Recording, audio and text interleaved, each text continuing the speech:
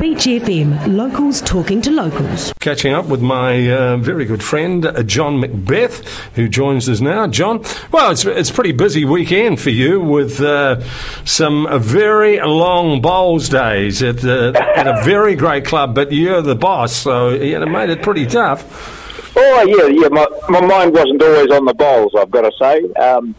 And I must say, thanks to Beach FM on Saturday morning, Damien gave me a call and we had a good chat about what was happening, and he enabled me to sort of promote what was going on and some of the players who were there, and some of the players were very well known, probably not in bowls so much, although there were some, crack-hot bowlers there, but to have, Alex Wiley there, the former All Black, and his team, which travelled up, it took a long way, really. I was surprised that they didn't pull out, but it just showed the determination, and we were most appreciative of the fact that they got up at 5 in the morning on Friday and drove to Picton and got the ferry over and got up here Friday night late, and then played the 2 days. And then I know I heard you chatting to Grant Nisbet last night. Well, he and racing tipster Des Coppins were there in the team, which was most impressed. We were most impressed to see them, and a lot of the members who had never met, Grant, for example, were really thrilled that he was there. So we were lucky, really, Ron. We had full house, 2 good days. The second day was, warmer than the first, but the weather didn't intrude. And again, as I said to Damien the other day, we were so fortunate to have great cooperation with the fellow bowling club, Paraparaumu Beach Bowling Club, and we're doing the same with them this weekend because they've got their fantastic 242 tournament on, haven't they? So we're helping them as much as we can too. So yeah, great weekend. But I must admit, yesterday I didn't do much. I was exhausted. Well, you would have been. You did a hell of a lot. Yeah, it was good. I thought the new green also. I think everybody was quite impressed about that. Oh, yeah. It played very well.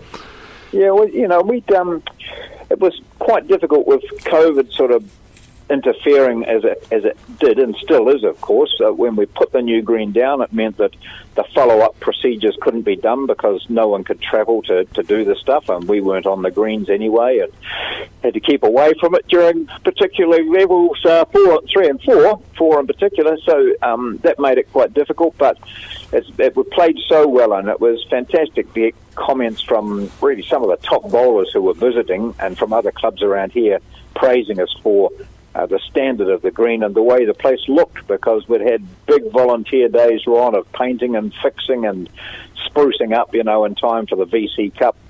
And also nice to have Peter Elliott there, Keith Elliott's son.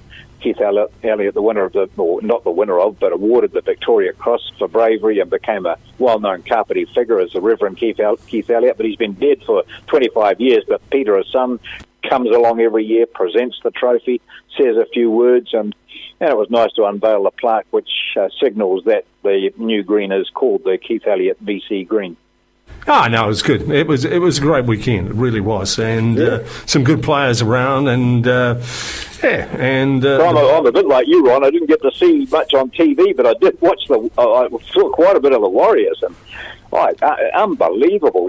That's what the Warriors do, don't they? They tease us along and show us some glimpses of outstanding form. That win over the Knights was just absolutely brilliant, and the biggest loss for them this season. So all of a sudden the pundits are saying, well, there is a chance for the Warriors to get into the playoffs, but they have to win all their next games and hope a couple of other teams lose one at least. But their coaches, he's got a great way about him. I like this man. I didn't know him at all. I don't know him and hadn't seen anything of him until he became Stephen Kearney's assistant. But he's got a great way about him. I like the hardness that he exudes, and also the fact that he makes it quite clear that it's nothing to do with what the other teams are doing. It's what we need to do, and that is to win. And what we've shown you this weekend is what we're capable of, and it's just a matter of getting the players to believe that that's what they're capable of and then going out and doing it again. Yeah, it's a little bit sad, really, because I mean he's not going to have the job next year. It's already been done, which puts you under a bit of pressure too. But I think he's done a hell of a job. I see Benji Marshall, and I feel for him. But I mean, he's been around forever, hasn't he? And but the Tigers won't have him back. That's the end of them for him, anyway. But you never know something might happen. He has shown some glimpses of his previous best this season. So what can he contribute to a team? I think his experience, I'm not sure what he's like as a communicator and that sort of thing, Ron, but you would think it's sort of like Dan Carter. What can he do now that he's finished his playing career, or at the end of it anyway, because I think Benji's now 33 or something, 34, I'm not sure. But he must be able to contribute to a team which has got some young players wanting to pick up a few tips.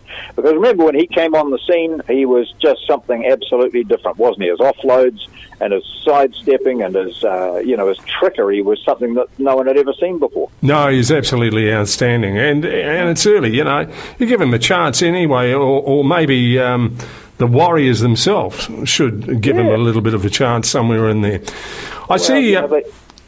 I wanted to mention a bit of football, mate, because Chris Wood, good Kiwi, captain of the New Zealand football side, or Lionel Messi, who's better?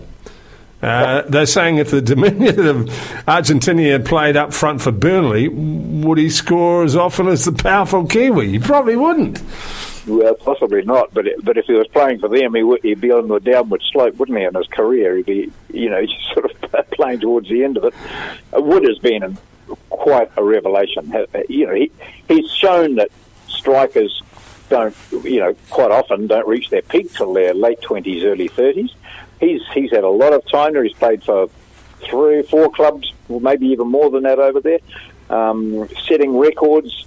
His scoring percentage is fantastic. Hits on goal and goals scored is really impressive. So he's got all the critics saying, this man is, he's a star, and he's doing it really well. And you just imagine that we've got Kakache off to Belgium next year, and he's only at the start of his career, and all those others who are around at the moment and playing overseas. We're getting a team or squad together for the All Whites, which is just getting stronger and stronger. It certainly is, and he's a gutsy player too, and he's a hell of a nice man. All right, mate, great to talk to you. Mate. Okay. We'll catch up. Right, mate. Thanks. All right, that is John MacBeth with us here on the beach. 106.3 Beach FM.